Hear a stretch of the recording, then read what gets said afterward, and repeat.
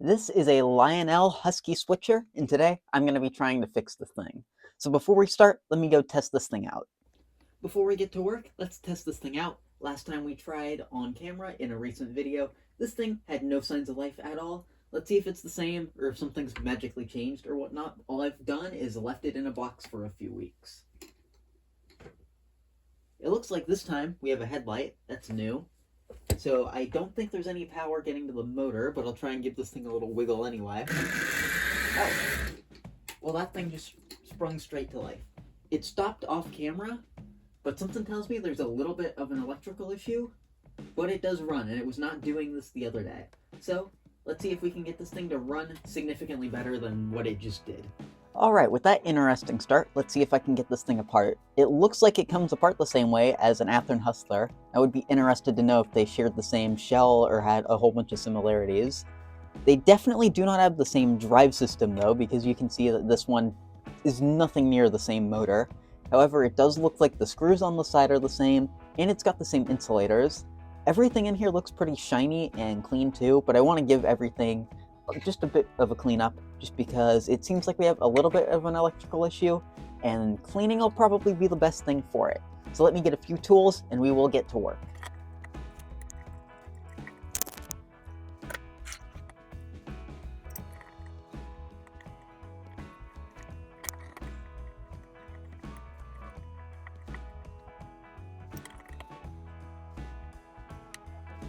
Alright, that plate is apart, and I am noticing something interesting that's different from this thing to the Hustler.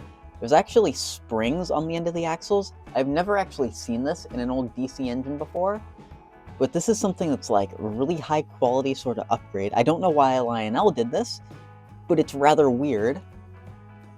Before we take the axles out, I'm also just going to note, this is the way they go in. I don't know if these are actually completely directional or not, but I just want to make absolutely sure that I'm not going to put them in the wrong way and mess anything up, because I'd rather not screw up this gearing that badly. It also doesn't really look like it really matters which way it goes in, so that is good. I just thought I would check, because that can be an important thing where you can majorly mess up what you do.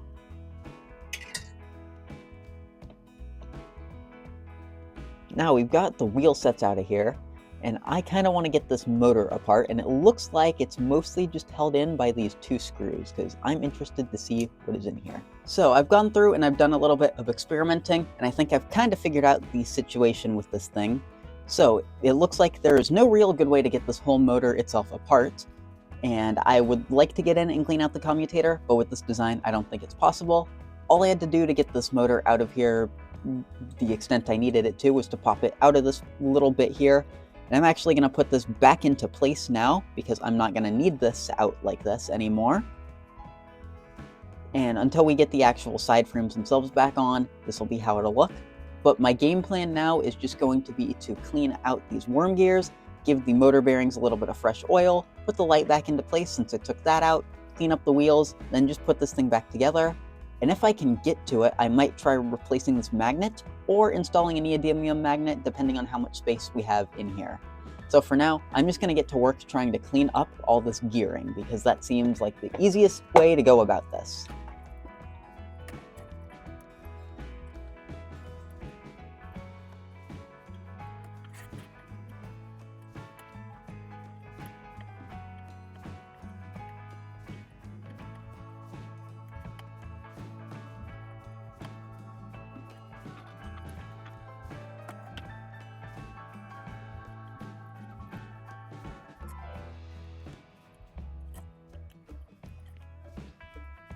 None of those parts seem particularly dirty, so I'm going to find what I did with the light and put that back into place later. But I think next up what we're going to move on to is the wheel sets.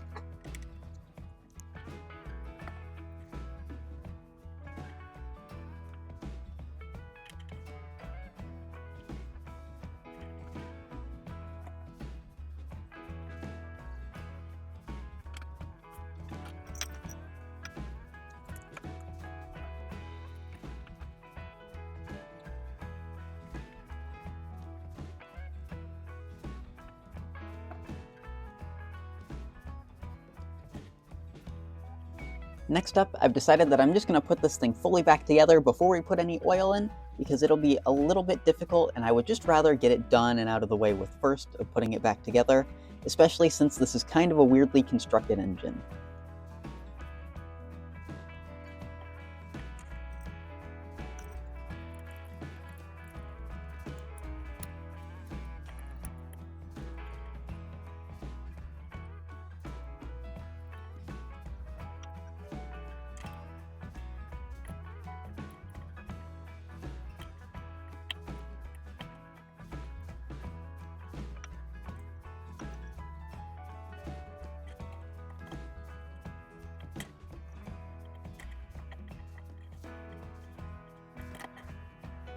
Next up, I'm going to give this thing a little bit of oil. There's not much for it to need, but I'm going to give it the little bit it does, because it looks like this engine was run completely dry on oil, which is never a good thing.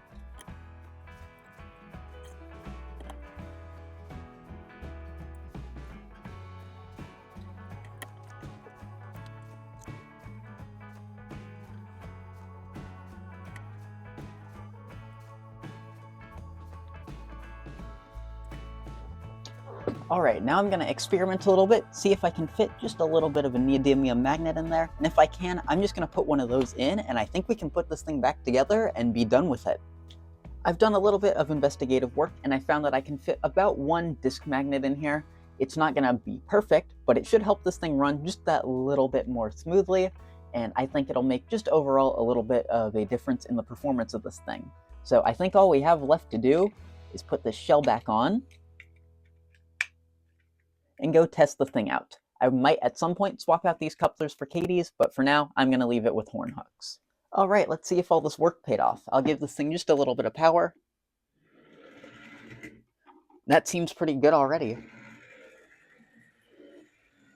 The motor seems a little bit rattly, but based on how it ran earlier, I think that's actually pretty good. It's not perfectly quiet, but for what this engine is, I think that's quite successful, and I think this should run pretty well in the long run, especially with the sort of odd drive system it has. So, I want to thank you all so much for watching, and I hope you enjoyed this relatively quick restoration.